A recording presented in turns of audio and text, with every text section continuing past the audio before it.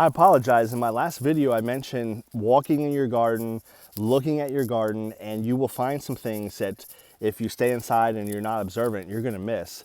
I forgot to show you. I showed you the nutsedge. I showed you our rooted cuttings of Miss Kitty or Hopeful. Our grafted ones are Hopeful.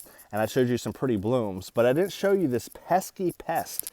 This pest I'm about to show you is usually here during the hot summer days and during dry periods. We are in a dry period, but we are certainly not hot here in the latter part of October, even here in eastern North Carolina. This pest can cause yellowing of your leaves.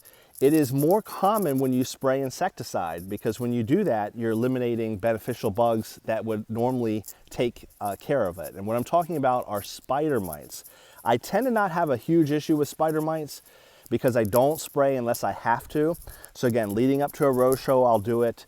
But these pesky things can really multiply quickly, especially in the hot summer weather if it's dry and if you've been doing a lot of insecticide spray, killing off the beneficial bugs. I think what happened here is even though we haven't been hot, we've been dry, so that's one thing they seem to multiply more in. And I was spraying some insecticides back a few weeks ago in preparation for the rose show. Since then I've stopped, but let me show you what I saw in the garden and what we're gonna do about it.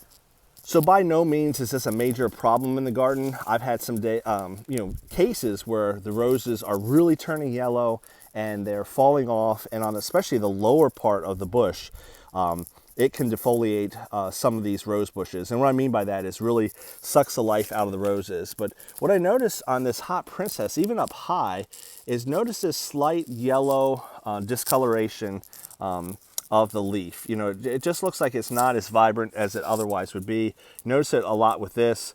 Obviously, it can be a number of things. Sometimes it's, soil, you're lacking iron, your pH is off. So it's not necessarily always going to be spider mites. But when I flipped the leaves over, and so on this one, I didn't see it too much. This could be a combination of things, but you can see this like white shading to it. Let me try to get another one over here. It's a little, this might be, let me see if I can find one. It's a little more obvious. These things are microscopic, so it would be hard to see, but you see up to the top of this white shading to it. And when, I'm not going to be able to show you this on camera, but when I try to move some of these around, these little bugs, they started moving. And sometimes people tell you, you might be able to see them right there. See those little brown things, light tan? Those are spider mites. Sometimes the literature will say, get a white piece of paper and move them to like a white piece of paper and you can see it better, like kind of rub these off. I don't know if these are the eggs or somebody can comment because I'm not an expert on some of these, but this white nature to the leaf here, I don't know if those are future ones or not, but these light tan bugs right at the top, I'm trying to get my camera to adjust as best as I can, right there at the top of the leaf, those are spider mites. And again, it's this light discoloration of the leaf is what stood out to me. So again, nothing major. I will probably spray for them because I just don't want them to linger into next year. If we were in the summer in a much hotter period, I'd be more concerned. But when I came out here and saw this light discoloration of the rose, I knew I was kind of curious. And again, contrast that to these leaves nearby, dark green, no issues at all. But when you take a step back and you see these, you see that light yellow nature to them. And sometimes you can have multiple things going on. So with this leaf, with a little bit of purple on the underside, I bet you we also have a little bit of powdery mildew trying, and we're certainly in that weather because we've got dry days, temps in the 50s during the day or at night and 70s at night. But you can see that one moving. There we go. You see that one moving? On the far left, you might have to get your magnifying glass. But those little tan bumps, see them moving around?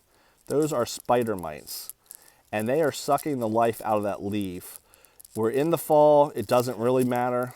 Hopefully you can see this. My camera is having the dickens of a time adjusting. Let me try to, I'm gonna pull one off and kind of, let me see if I can get around here. My thing is stuck there. Let's see if I can get a better angle outside of the garden. So on that last part of the video, I'm hoping you all are seeing this. These little light tan bugs that are moving around the underside of this rose leaf, those are spider mites, and they'll suck the light. There you go. I can see them moving. they will suck the life out of a leaf. The little purple nature of the leaf, again, I probably have some other things going on too, including powdery mildew. I did spray Eagle about a week ago. I tend to spray for powdery mildew in the spring and fall when we're in dry weather and we've got cool nights, cool days, and things of that nature. That tends to be a fall and spring disease, powdery mildew. So I got a little bit of that going on, but if you see those light tan dots, those are spider mites, and they will suck the life out of a leaf. I would be more concerned if we were heading into a hot summer, if I had a rose show coming up, something of that nature. And they usually start near the bottom of the ground, and sometimes people will get a special wand and they'll wash the undersides of the leaves. They can be dislodged. That's certainly an organic way to do it. You can dislodge those bugs, wash them away, kind of flood them away. And then in another 5 to 7 days, a new round will come. So they're pesky little things, but I've got Avid that'll kill the adults, and I've got something called Tetrasan that will kill the different life stages of the spider mite.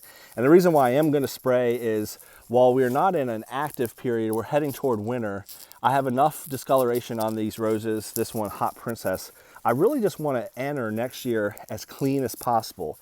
Remove these leaves, continue spraying, get rid of pests. You're not going to eliminate them all, but by eliminating them now, they have less of a chance to multiply and impact you next year. So sorry I missed it in the last video, but that's what a spider mite looks like, and I hope you saw it because they are certainly tiny. It's much better to see them under a microscope, but you can see them with the naked eye. But the moral of the story, walk your garden. If you see some things happening, do something about it. I mentioned powdery mildew, and certain things happen during certain times of the year. Same thing with spider mites. It's a little cool for them this time of year, but I think it's the spraying I did for that upcoming rose show. Take care, everyone.